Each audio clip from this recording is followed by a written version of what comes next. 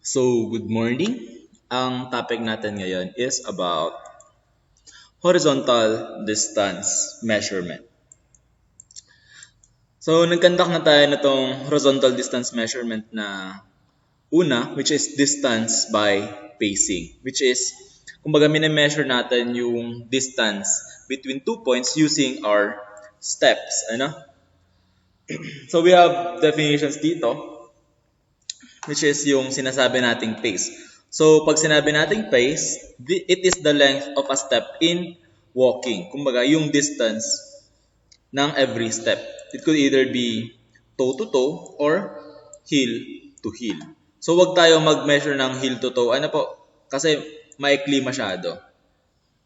Kumbaga, syempre, kung mag-measure tayo, yung length nitong haba nito. Okay?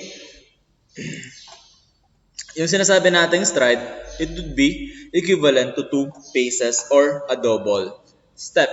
So, yung stride natin is from this point to this point, or it could either be from this point or yung heel to heel. Heel to heel mangyayari or toe to toe. Okay? Yun yung sinasabi nating stride.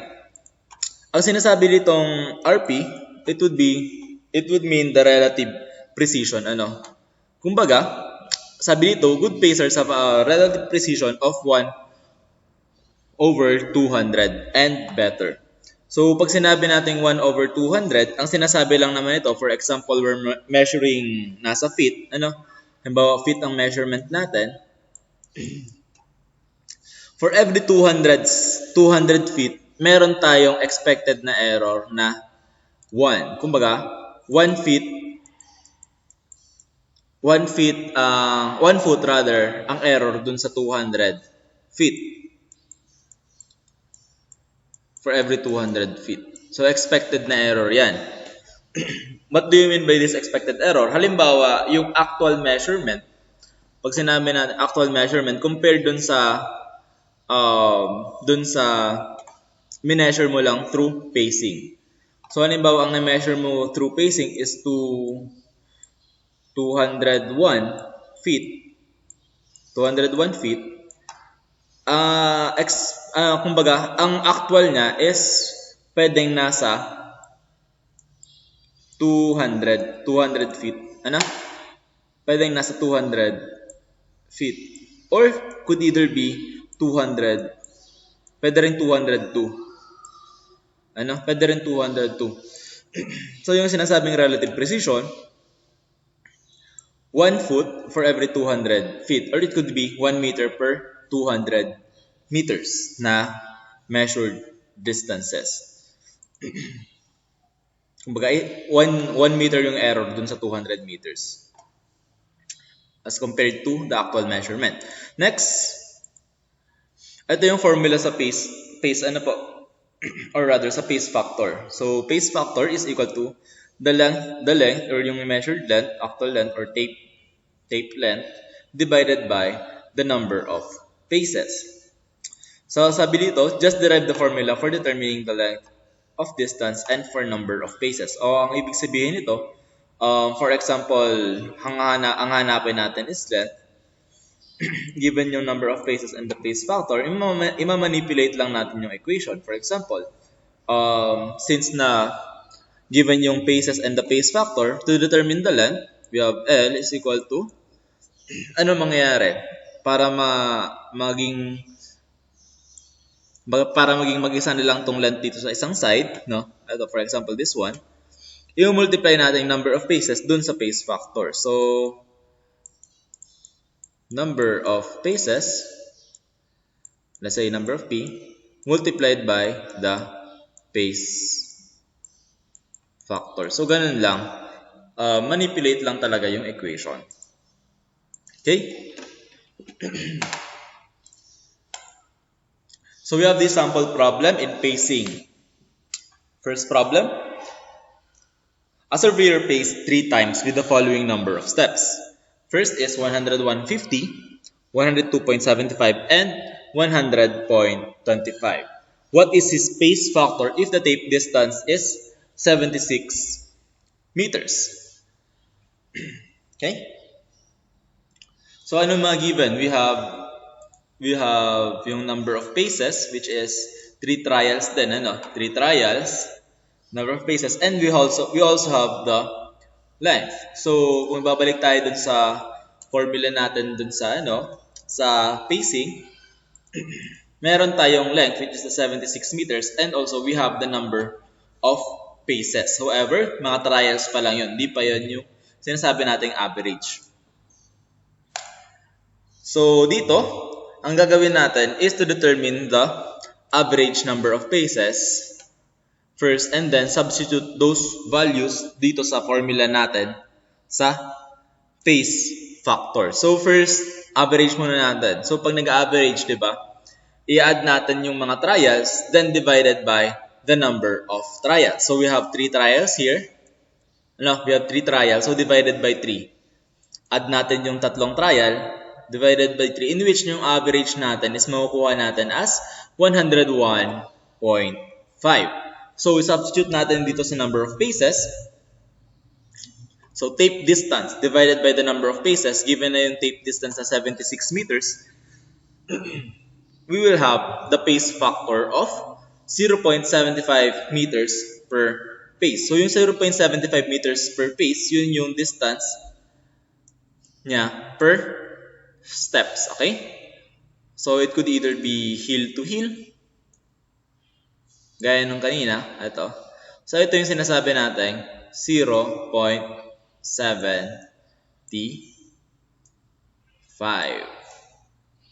Okay? Meters. So, yun yung sinasabi natin, 0.75 meters.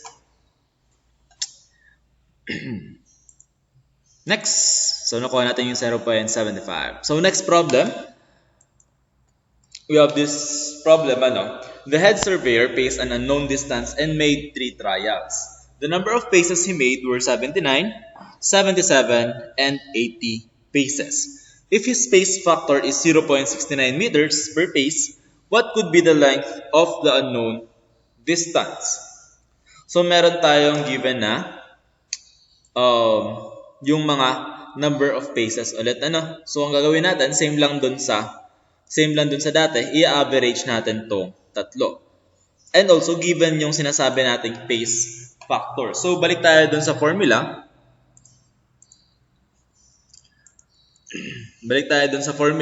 So, ang hanapin natin dito sa second problem natin is yung length. So, given yung number of paces and also yung pace factor. So, para makuha tong length, i-multiply natin yung pace factor to the number of paces. Okay? So, ayan. So, first, kunin natin yung average number of paces, which is 78.67. Following the same process in which in-add natin yung tatlong trials divided by kung ilang trials ba yung naganap. So, meron tayong tatlong trials. So, ayan, makukuha natin yung average number of paces. After that, substitute natin dito sa formula in which ang mangyayari is multiply natin tong pace factor niya to the average number of paces. So, makukuha natin yung distance as 54.28 meters. So, yun yung pagkukuha natin ng distance through pacing. First part is kunin natin muna yung pace factor. Then, afterwards, kunin natin yung number of paces. Kung ilan yan. Okay? So, yan. Next dun sa pag-measure ng horizontal distance, we have horizontal distance by taping. So, measuring of horizontal distance by taping. Dito sa taping na to, it uses yung graduated tape. Kumbaga yung may mga measurement na tape. So, dito, ang relative precision is medyo mataas-taas na siya. 1:1,000 or 1:25,000 or better. Kumbaga, mas accurate siya. Kumbaga, if we're talking about the measurement in terms of meters, meron lang siyang 1 meter error for every 1,000 meters na measurement, or up to 1 meter error for every 25,000 meters. So, medyo accurate na talaga tong taping na to. Kaya sinasabi ito, for precision purposes, ginagamit itong distance by taping. So, dito sa image, makikita natin, meron tayong backman and also yung frontman. So, kung babalikan natin yung survey party, yung sinasabi nating backman dito is the rear tape man. Yung frontman is yung sinasabi nating head tape man. Okay? So, yan yan. Same lang naman yan, dalawa. Yung rear tape man and yung head tape man. Okay? So, dito sa distance by taping, first dito is aligning the tape. So, sa pag-a-align ng tape, dito tayo gumagamit minsan ng mga tawag dito? Mga poleman, yung gumagamit ng mga poles, mga range poles to straighten yung line sa pag-align ng tape. So dito, for example, medyo malayo yung distance, gagamit tayo ngayon ng ng mga tawag dito, mga range poles para dito, sa pag-align ng tape para ma-determine natin na straight nga yung line ng pag-measure niya. After nyo ma-align, i-stretch na yung tape. I-stretch yung tape. Sabi dito, a steady and firm pull around 4 to 7 kilograms is applied at one end of the tape. So, how can you measure this 4 to 7 kilograms? More on estimation pa rin to. So, 4 to 7 kilograms, ang force nito, for example, we're talking about yung force ito is equivalent yan sa, let's say, 4 kilograms na bigas. Kung gaano ang pull doon, kung gaano yung kabigat, ganun din yung pull nyo doon sa tape. Okay? Kung na-imagine nyo sa kamay nyo, naka-cellophane nga yung or nakasandubag yung bigas, and bumili ka ng 4 kilos or 7 kilos, ganun yung force na kailangan nating i-apply. So, first na dito is tape too short. So, pag sinabi natin tape too short, tape is stretched less than the required standard pull. So, for example, for the tape too short, baka yung taping natin is less than 4 kilograms yung force ng pag-pull. Yung pag-pull ng tape. Less than 4. So, let's say nasa 3 kilograms lang na force yung na-apply natin or 2 kilograms or whatever. So, dito naman sa tape too long, tape is stretched greater than the required standard pull.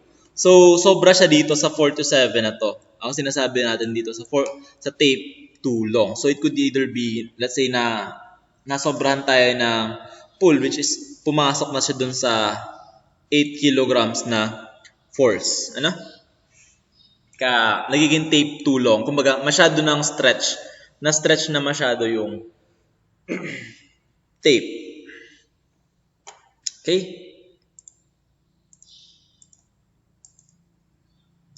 Next, sa number 3, after nyong i-stretch yung tape, is yung sinasabi nating plumbing. So, sa plumbing, gagamit tayo ng mga sinasabi nating plumb bob. So, first lecture, na-discuss na natin yung purpose nitong mga plumb bob na to. So, halimbawa, uneven ground yung i-measure natin.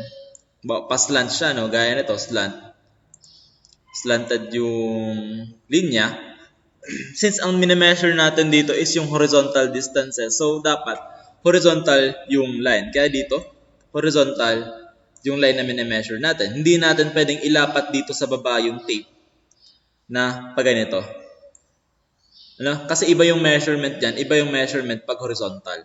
So, kailangan natin use yung horizontal distances. So, gagamit tayo ng plumb bob para ma-determine natin na talaga siya, na horizontal yung measurement niya. Okay? So, pag gumamit tayo ng plumb bob, for example, dito sa image natin, So, ma-determine natin na vertical nga yung line dito. So, vertical siya. Vertical.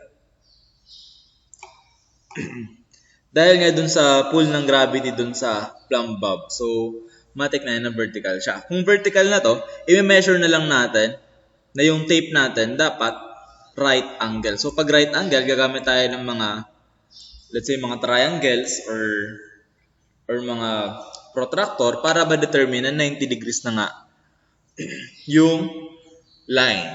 Para pag 90 degrees na sila, alam mo na horizontal nga yung measurement na nangyayari dun. Next is marking full tape length. So for example, yung may mga Rodman tayo, for example, we have this distance from this point up to this point. So may mga Rodman tayo dyan, para ma-determine na straight nga yung line, dun sa first na process natin. So marking full tape length. So hanggang 100 meters yung length ng tape natin. So ilang 100 meters siguro nandito? So let's say 100 meters to, 100 meters to, and then may 100 meters tayo dito. So marking full tape length. So this is the first 100, second 100, and this is the third 100. Okay?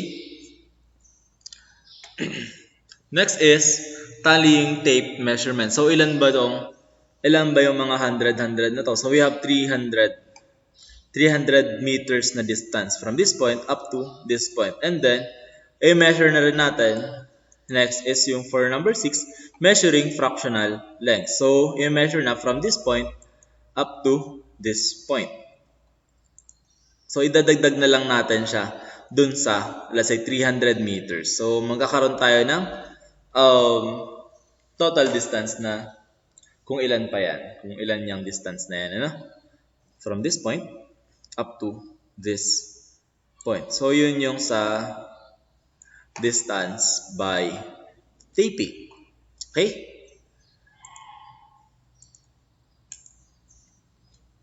Next, distance by tachymetry. So it is based on the optical geometry of the instruments employed. So after nung distance by taping rather, we have the distance by tachymetry. So gumagamit na tayo dito ng mga instruments, survey instruments, such as theodolite, mga subtense bar, Stadia. So yun yung gamit natin dito sa tachymetry. So ina-applyan siya nung sinasabi natin trigonometry or yung mga relationship between angles and yung mga lengths na mga kung ano pa man. So we have two methods dito, we have the Stadia method and also yung subtense bar method. Okay, so first na di-discuss natin is yung sa Stadia method. So makikita niyo dito na ang precision niya is nasa 1/300 and up to 1/1000 na precision. Sabi dito, used in topographic survey and reconnaissance survey and for checking measurements. So we have this formula for the distance, horizontal distance, which is D is equal to KS plus C. So yung K, K is the Stadia interval factor, S is the Stadia interval, which can be determined using this formula, which is the upper reading minus the lower reading, and C is the additive factor. So yung sinasabi nating upper reading, yun yung measurement dito sa top. Dito sa top. Yung LR or yung lower reading, yung measurement naman dito sa bottom. So pag determine natin yung Stadia interval, makukuha natin yan as this point. Itong 2 points na to. Makukuha natin yung distance from that point or the top measurement up to the bottom measurement. So makukuha natin yung S. So yan. So gagamit tayo ng Stadia. Kaya magkakaroon tayo ng measurement dito. Okay? Dito sa top up to the bottom. So yan, gagamit tayo ng trigonometric functions para ma-determine yung mga distance niyan. However, imbes na gumamit tayo ng tawag dyan, mga trigonometric na function, pig-derived na siya. Kaya na meron tayo ditong K na lang. K is the Stadja interval factor. Kumbaga, ano na siya? Kumbaga, pig-determine na yung formula.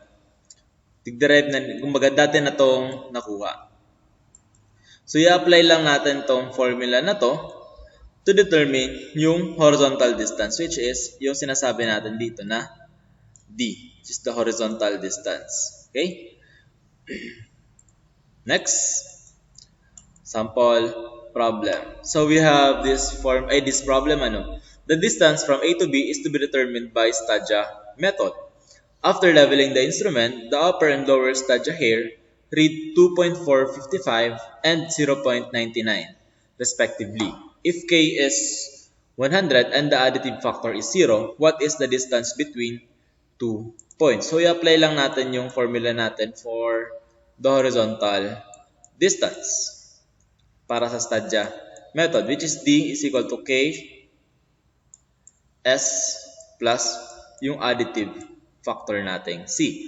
So, given na rin yung K, which is 100, yung S, makukuha natin through this given na 2.45 minus 0.99.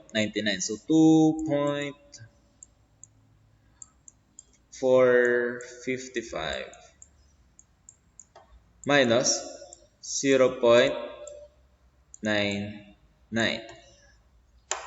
Yung C, additive factor daw is 0. So, wala na to. So, this is 0. So, i-multiply lang natin yung 100, which is the Stadja constant, Stadja interval constant, dun sa difference nitong upper reading and the lower reading para makuha natin yung distance.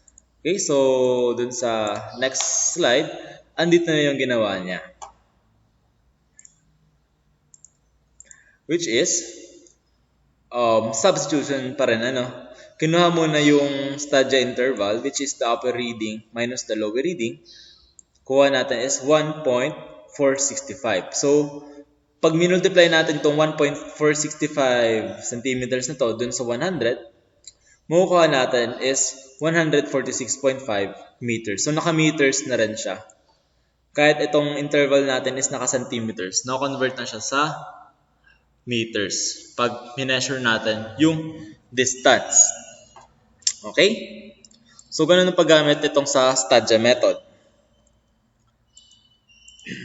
Next dun sa tachymetry, we have the subtense bar method. Which is, sabi dito sa definition, uses a bar precisely 2 meters long. Theodolite is used to measure the angle subtended by the distance between the ends. So, gagamit pa rin tayo ng theodolite. So, dito sa equation na to, i-exage lang natin yung drawing. For example, andito yung theodolite. So, dito sa point na to, andyan yung theodolite. Tapos, dito, ito yung subtense bar. So, we have 2 meters. Ito, 2 meters ito. 2 meters. So, we have this line up to this line. Kasi yun yung mini-measure, Mini-measure natin is yung angle dito, which is yung theta. So, meron tayo dito theta, angle theta. So, para ma-determine yung distance from this point up to this point, kasi dyan yan sa gitna, ito yung edge nung dalawa. So, ito yung edge ng dalawa. For example, this is point 1 and this is point 2.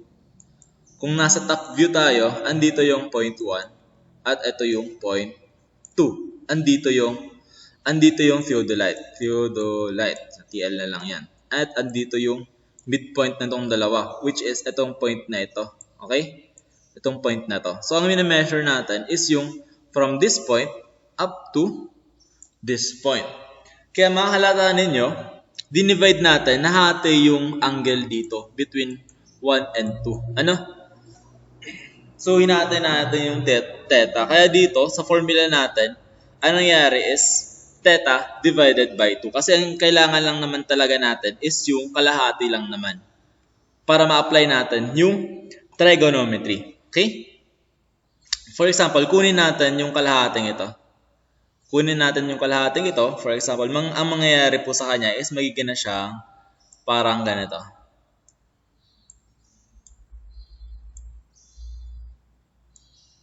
And at dito, andito yung 1 meter.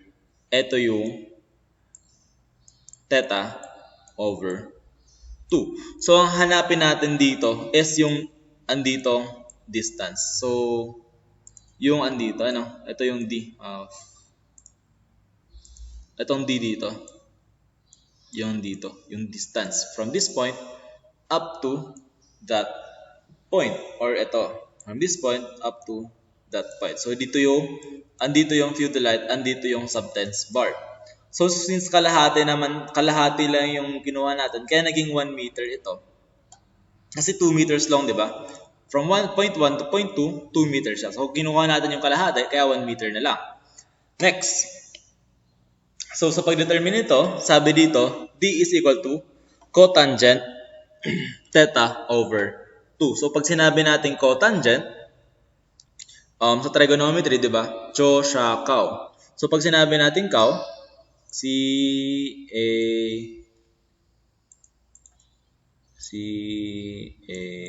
So, trigonometry, di ba?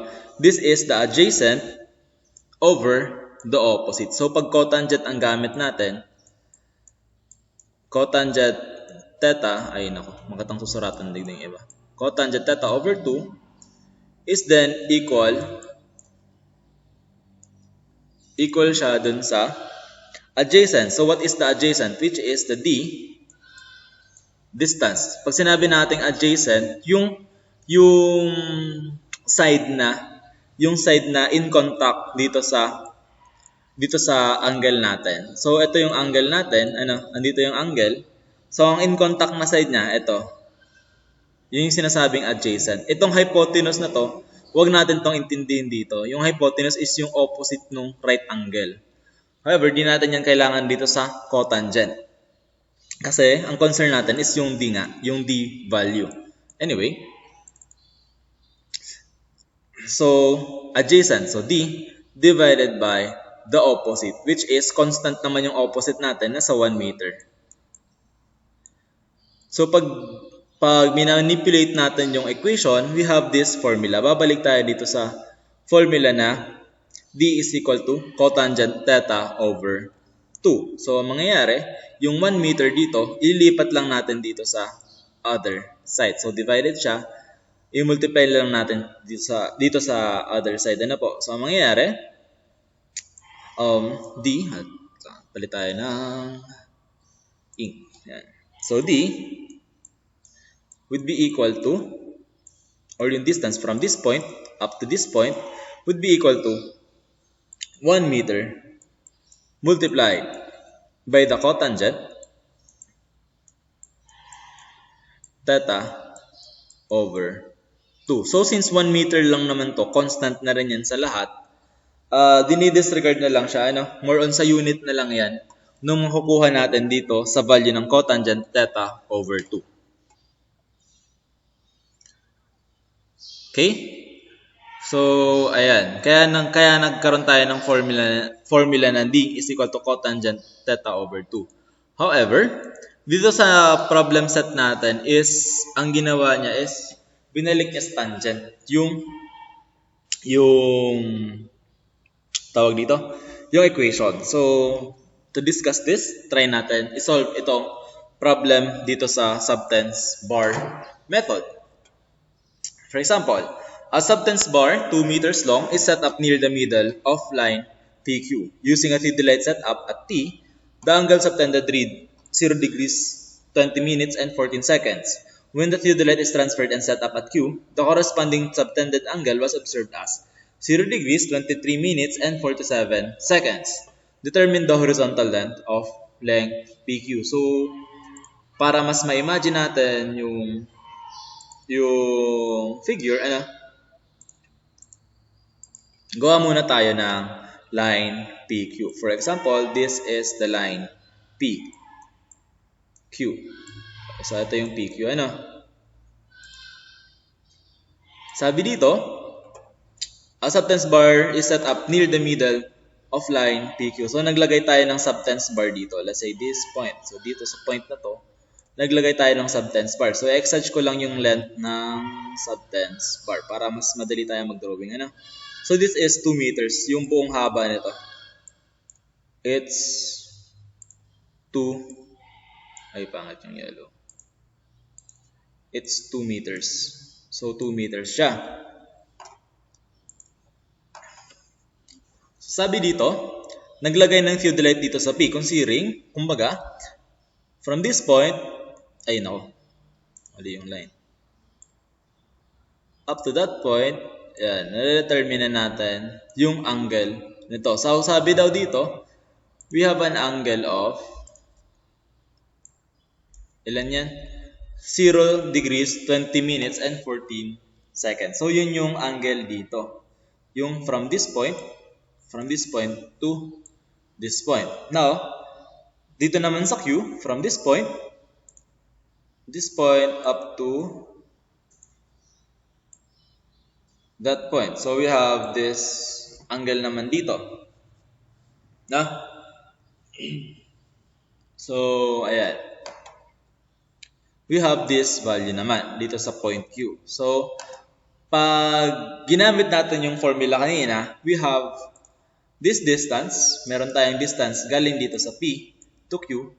And we also have the distance from the subtense bar, rather, from P to the subtense bar. Let's label it as D1. And from this subtense bar up to this Q, we have, let's say, D2. So, para ma-determine natin yung hinahanap dito sa problem natin na ang find natin dito is determine the horizontal length of line PQ. So, yung horizontal length. So, from this point up to this point. So, para makuha natin yan, yung line PQ is equal to D1 plus D2. So, yun yung kailangan natin ma-determine. Ano? Okay? Kuha na. So, dito sa next slide, andito yung formula niya.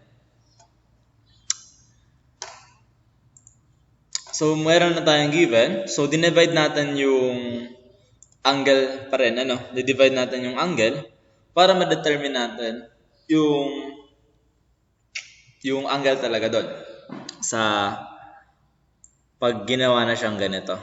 Okay? So, dito sa ginawa dito sa equation is kinuha yung tangent. Although pareho lang naman sila trigonometric function. So, manipulation lang to ng equation. Pero pwede rin, direkta na tayo sa cotangent. Pwede rin dito na lang tayo sa cotangent. Ano? Pero kung mas familiar kayo sa tangent, pwede rin itong i-apply. So, i-reverse lang natin. Magkakaroon tayo ng 1 dito sa taas to determine yung D1. So, substitute lang natin yung values. We have the D1 and also dito sa kabila is meron na tayo D2. So, i-add natin itong dalawa. So, distance PQ is equal to 628.90 meters. So, yun yung paggamit ng tachymetry. Okay? Next, distance by graphical and mathematical method. So, dito, gumagamit tayo ng mga graphs or mga measured ng distances. So, sabi dito, determination of distances by scaling from maps and aerial photographs. So, naka-scale. Pag sinabi nating scale, it is the ratio of the distance between 2 points in the map and the corresponding distance on the ground. So, ano yung equivalent? Sinasabi niya kung ano yung equivalent nung distances dun sa mapa. Sabi dito, practical to employ in long distances and inaccessible terrain. So, kung may mapa na tayo, kung meron na tayong maps na meron naman scale, no? So, we can determine yung actual length no every location na nandun sa mga sinasabi nating maps or aerial photographs. So, for example, we have this measurement, we have 1:1,000. We have 1:1,000 na scale, which is equivalent to 1 centimeter is equal to 10 meters. So, how come? Paano nangyari to? So, ang ginawa lang naman po dito, yung 1 meter na distance dun sa mapa or 1 centimeter na distance sa mapa is equivalent to 1,000 centimeters dun sa actual. So, 1 centimeter is equivalent sa this is sa mapa to 1 centimeter sa mapa is equivalent to 1,000 centimeters sa actual. So pangit ng pakasulat ko. However, yun. So pag ginawa natin to, 1 centimeter is equal to 1,000 centimeters. Tandaan natin na yung every 100 centimeters is equivalent to 1 meter. So yun yung nangyari dito. Since may 10, eto kung i-convert natin tong 1,000 centimeter na to sa meters, ang mangyayari po is meron na tayong 10 meters na equivalent sa actual. Okay? So yung 1 centimeter distance sa mapa is equivalent to 10 meters sa actual or dun sa ground mismo. So yun yung sa scale. Next. So for example, we have this problem. A local map of subdivision X has a scale of 1 is to 1,000. Using a ruler, the distance between the subdivision infirmary and Mr. Lee house is 23.5 centimeters. What is the actual distance between the two buildings? So dito, meron tayong centimeters na ay measure distance from the infirmary to Mr. Lee's house na 23.5 centimeters. So ang hanap is what is the actual distance between the two buildings. So gagamitin rin natin tong scale na ito. So ang ginawa dito, since meron tayong ganitong scale, i-multiply lang natin to 1,000. Then convert it to meters. So try natin dun sa next slide. So ito 1 centimeter dun sa map, meron tayong conversion na 1 centimeter is to 10 meters. So balik tayo dun sa dati nating formula kanina. So nakuha na tong 10 meters na to. So ayan. So if you have the actual distance na ganito, ang makukuha natin distance is 23.5 meters. Substituting lang yung sa equation. So kinonvert niya lang yung 23.5 centimeters to the actual distance. So to explain this further, ang mangyayari po is ginawa lang tong 1 centimeter sa actual ay sa mapa divided by the 1,000 centimeters sa tunay na buhay is equal to, let's say, 23.5 centimeters divided by the distance. So pag ginamit itong ganitong equation, ang makukuha natin sa distance is nasa meters pa. So pag sinabi natin ratio and proportion, tig-convert na lang si tig-relate na lang si relationship kaning sa scale to the actual. Ano po? So every centimeter dun sa map is equivalent to 1,000 centimeters sa actual na buhay. So pag ginamit natin to, makukuha natin na yung distance is equivalent. Distance is equivalent to 23,500 centimeters. So yun yung magiging natin. Ang makukuha natin value kung mag-stick tayo sa centimeters.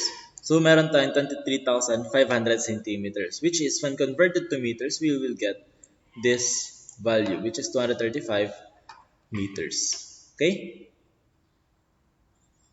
So yun yung paggamit ng scale, yung mga scale na ganito. So madalas to nakikita dun sa mga lote natin, sa mga title natin sa land, or mga land, land title nga. So ginagamit itong mga scale na to in order for us to truly visualize kung gaano ba talaga kalaki yung mga lote natin. Okay? Next, distance by mechanical device. So dito sa mga mechanical device, we will use mga equipments or mga devices in order for us to measure the distances. So dito, gumamit tayo ng odometer.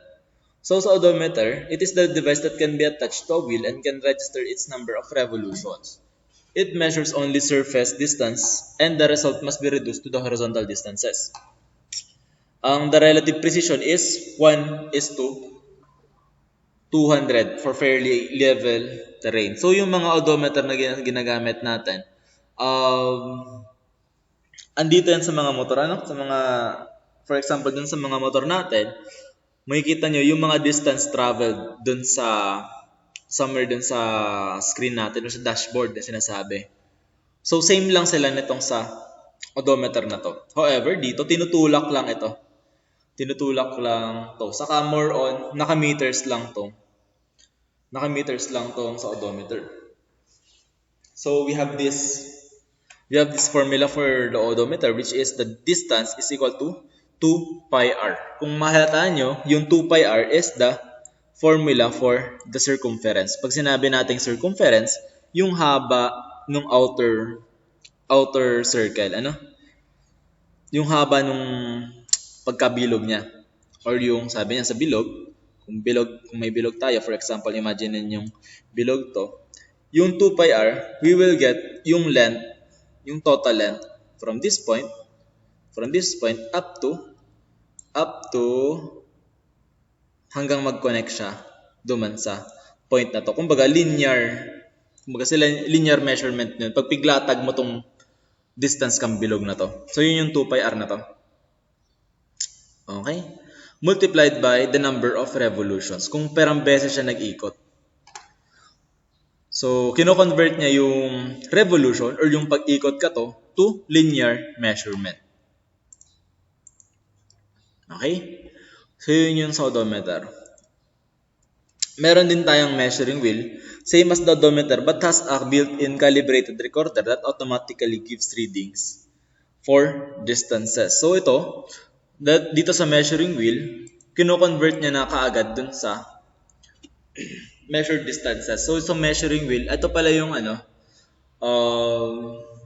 mga tinutulak ng mga surveyor sa labas, dun sa mga road. For example, gumagawa ng road, it is a low precision device na in order for us to somehow measure kung ilan ba talaga yung distance na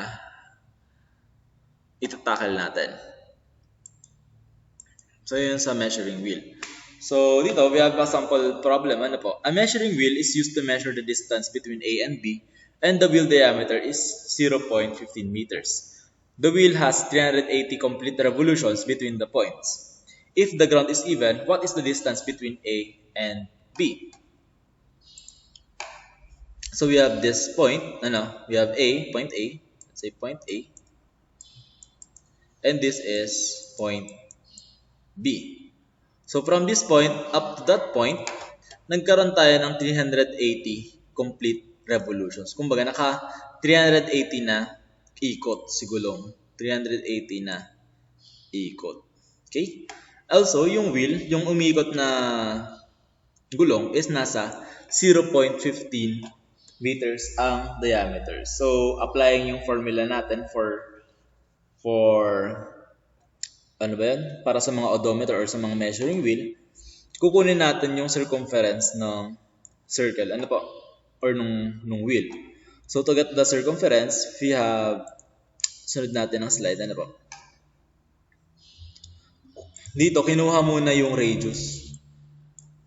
Kinuha muna yung radius para mag-comply tayo dito sa formula, 2 pi r multiplied by 380 revolutions. So, pag nakuha mo na yung circumference, i-multiply mo lang siya sa 380 para makuha mo yung total distances.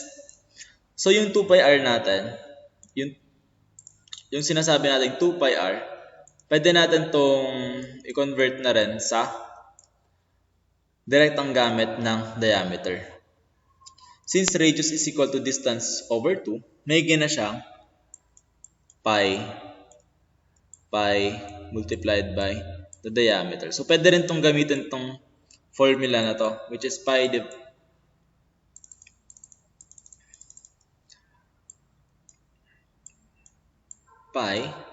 multiplied by yung diameter. So, same lang ang result niya, ano?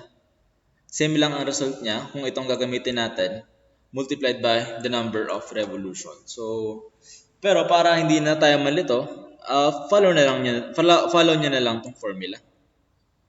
No? Next, distance by photogrammetry. Measurement of images on a photograph taken from aircraft with the axis of camera pointed vertically towards the terrain photograph.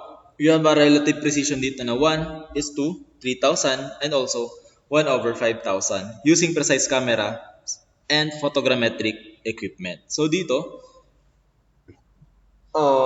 nagkakaroon tayo ng measurement ng distances using yung mga equipments na na highly specialized na for measuring distances. Sabi dito, using precise cameras. Ano po? So, mataas na rin yung nila, yung mga precision nila.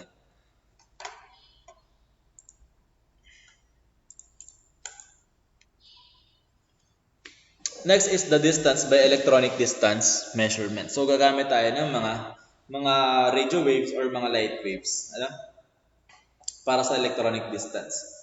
Sabi dito, the basic principle is the distance is obtained by measuring the time required for a radio or light wave to travel from one point to another and using the time data and the speed of the wave on computation. So dito, ang taas-taas ng relative precision, isang error lang siya for every 200,000. So for example, we will have an error of 1 meter for every 200,000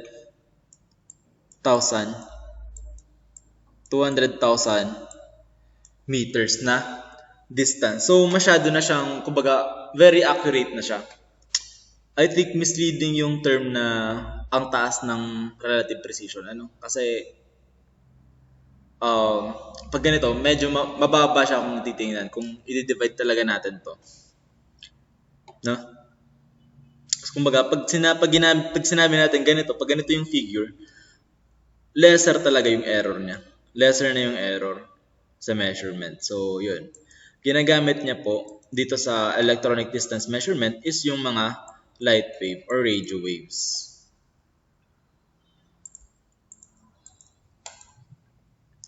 So, we have two classifications in which ang first is using electromagnetic waves. Electro-optical instruments ang gamit niya. Transmits wavelength within or slightly beyond the visible region of the spectrum. Newer models use modulated lasers or infrared lights. So dito mga laser or infrared. Next is the microwave instruments, which transmits microwaves corresponding to wavelengths of about 1 to 8.6 millimeters. Measuring range is long and can operate even during drizzle or fog. So dito sa electro-optical, yung difference itong dalawa is kung ano yung ginagamit nilang mga waves. Dito, microwaves. Ito is yung electro-optical. Kumbaga yung mga infrared or kung ano pa man na mga waves. Okay? So, ayun po. Ito yung mga ginagamit dito sa mga measurement using yung mga mga equipments na mga electro-optical and also yung mga microwaves ba yun? Anyway. So yun. Ang ginagawa dito is mini-measure kung ilan yung time na magpag-travel ng mga waves na yun. So using these instruments, kaya nating ma-measure yung time na yun. Okay? So yung mga waves na yun, may constant speed na rin yun. So pag na-measure mo na yung yung time na travel nila, yung travel time nila, ma-determine mo na talaga yung distances. So, ayan. So, thank you. Thank you sa pagkikinig and yan. Chat na lang kamo kung may question pa kamo. Okay? Thank you.